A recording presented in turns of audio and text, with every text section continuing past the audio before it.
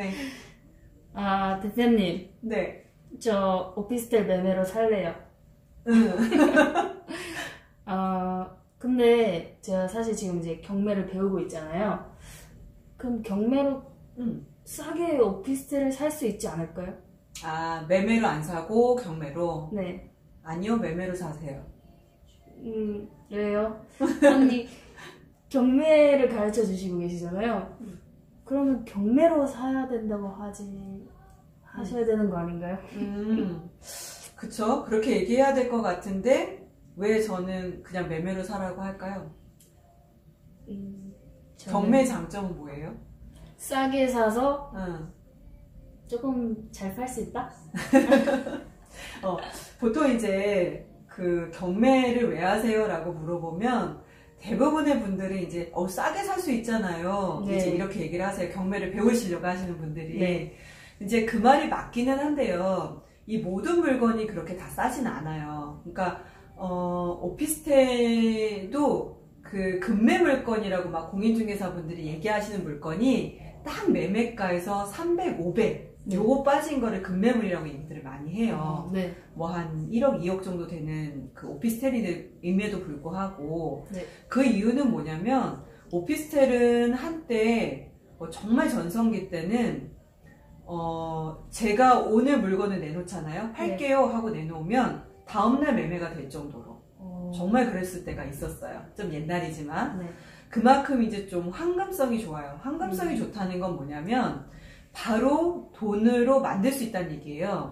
근데 부동산이 바로 돈을 만들 수 있다는 건 바로 매각이 된다는 얘기잖아요. 매매가 네. 이루어진다는 얘기인데 네. 그럼 오피스텔은 왜 매매가 자주 일어나느냐, 왜 잘 되느냐. 네. 여차하면 제가 살 수도 있고 그리고 늘 전세나 월세가 잘 나가고 네. 왜냐면 에이 무슨 부동산이 그렇게 완벽하게 임대가 나가는 게 어딨어요 라고 네. 하실지 모르겠지만 빌라나 뭐 어떤 이런 애들에 비해서는 그래도 다소 월세가 비싸지 않고 그러니까 금액 자체가 뭐 한 40만 원에서 뭐 서울 중심부로 가더라도 한 100만 원 정도니까 네. 그리고 보증금이 최소로 가면 한 300에서 많게는 2천만 원까지니까 우리가 몇 억씩 이렇게 뭐 전세를 얻거나 해야 되는 것보다는 훨씬 움직이기 쉬운 돈이잖아요. 네. 그렇기 때문에 임차를 맞추기도 좋고 또 금액대가 크지 않기 때문에 그래서 이제 늘 공실이 아닌 애들이 상당 부니까 네. 잘 팔리는 거죠.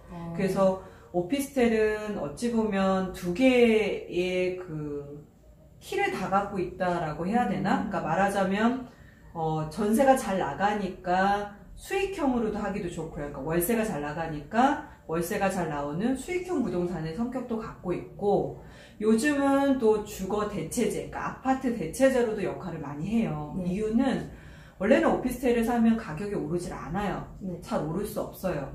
그 이유는 월세가 올라가야지만 수익률에 기반해서 매매가가 올라갈 수 있는 건데 네. 주거는 내가 뭐 월세를 확 올려버리면 엔게이 지수가 엄청 높아지겠죠. 네. 뭐 한 200밖에 못 버는데 주거 비용을 한 100만 원씩 내야 돼.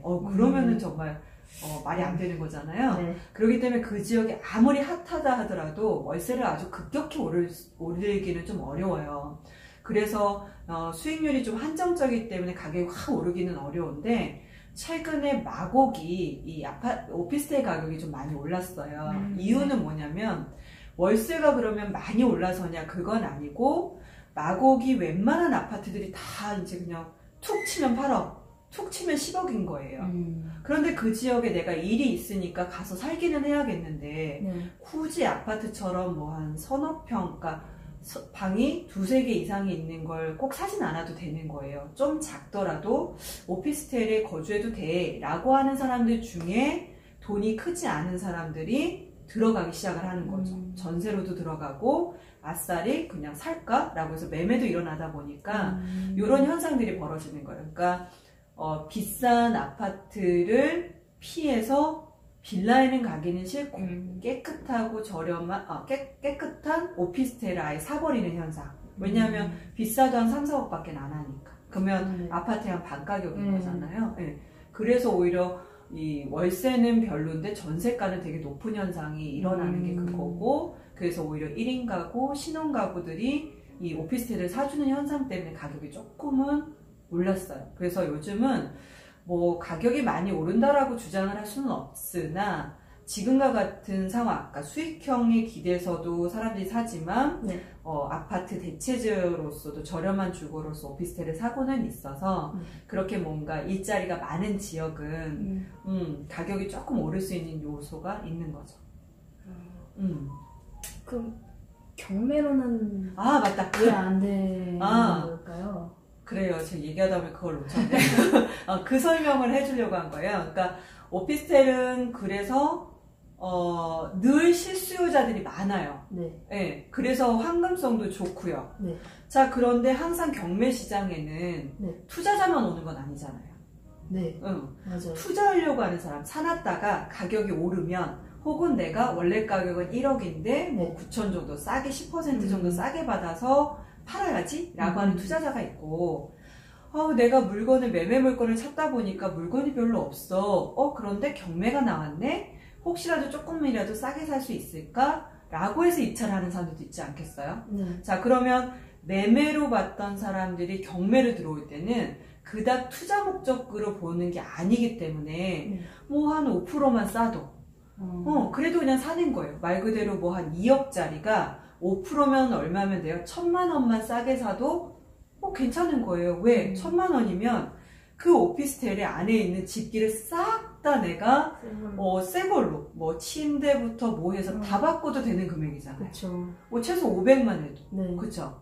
자, 그러다 보니까 그냥 매매로 2억 주고 사는 것보다 들어가서 조금 이것저것 사고 싶은데 경매로 500이라도 1000이라도 싸게 사면 괜찮겠네 하고 써버리는 거예요.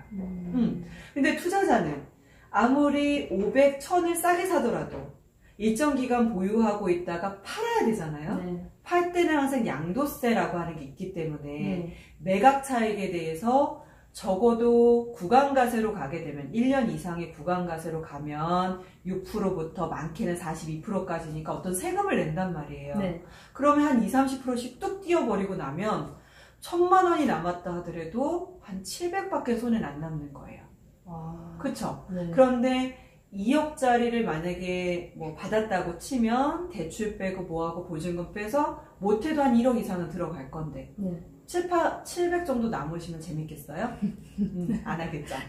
네. 그래서 오피스텔은 이렇게 실수요자가 많은 구간의 제품들은 경매로는 재미가 없어요. 또다시 많이 남지 않는다 하더라도 전 그래도 한번 입찰해볼래요 라고 하시면 또다시 맞닥뜨려지는 문제가 뭐냐면 잔금 납부예요. 그러니까 뭐냐면 경매는 이 잔금을 먼저 다 납부하도록 되어 있거든요. 잔금을 다 납부를 하고 내가 소유권을 가져온 후에 그 살고 있던 사람을 내보내고 다시 임차인을 드리는 거예요. 그러니 그 다음에 보증금들이 들어오겠죠. 그러니까 뭐 오피스텔이 됐던 아파트가 됐던 내가 일시적으로 돈을 거기다 더 넣어야 되는 거예요. 근데 대부분의 분들이 뭐 내 집 마련하겠다고 하시는 분들 중에 이제 경매가 그래도 괜찮은 것 같으니까 경매로 아파트 내 집 마련하고 싶어요 하고 이제 연락이 오시는 분들이 있는데, 그분들 중에 제가 제일 먼저 여쭤보는 게 뭐냐면 자금이 좀 더 여유로우셔야 합니다. 그 자금이 있으신가요? 하고 먼저 물어봐요. 그 이유가 뭐냐면 대부분 내 집 마련을 한다는 건 아직 내 집이 없다는 거죠. 그러면 다들 전세시겠죠. 그래야 이제 뭔가 돈이 되시는 거니까. 그런데 대부분 분들이 매매처럼 생각하시고 전세를 빼서 대출마저 받아서 그래서 잔금을 내고 싶어 하시는 분들이 많아요. 근데 경매는 미리 잔금을 내버려야 되죠. 내가 이사를 갈 수가 아직 없는데 잔금은 먼저 내야 돼. 그러면 전세 잔금을 내가 빼서 줬죠. 그럼 저는 그 집에서 어떻게 해야 돼요? 나와야 되죠. 자, 그럼 우리 애기들 뭐 이렇게 해갖고 다 나왔어. 집도 다 뺐어. 그런데 실제로 이 임차인이 나가거나 문제가 해결이 되려면 바로 딱 떨어지는 경우는 거의 없단 말이에요. 그럼 못해도 한 달, 2달 정도 내가 그 집에 들어갈 수 있는 거예요. 그럼 2달 동안은 우리 어떻게 해야 돼요? 컨테이너에다 짐을 넣고 네. 부모님 집에 살거나 호텔 가서 살고 있거나 뭐 이래야 되는 거예요. 쉽지 않겠죠. 네. 아니면 정말로 좋은 방법은 집주인에게 간곡하게 부탁을 해서 전세 보증금은 먼저 빼주시고 저희가 2달만 더 있으면 안 될까요? 하고 부탁을 하는 일이에요. 만약에 그거를 뭐 월세나 이런 걸로 취한을 해서 저희가 전세는 끝났지만 저희가 이러한 이유 때문에 조금 더 늦게 나가야 될 것 같습니다. 그래서 한 2달 정도는 저희가 월세를 지불을 하고 살게요. 이렇게 얘기를 해도 되긴 하겠죠. 네. 어디 가서 막 이렇게 그 컨테이너 비용이니 네. 뭐 이런저런 비용을 하는 것보다는. 자, 그래서 그런 번거로움이 조금 있어요. 그래도 아파트는 그래도 한 5%에서 15% 사이로 좀 저렴하게 낙찰은 받을 수 있으니까 그래도 그걸 하고 싶다 그러시면 내 자금 사항이 넉넉한지를 체크를 해서 하시면 되겠죠.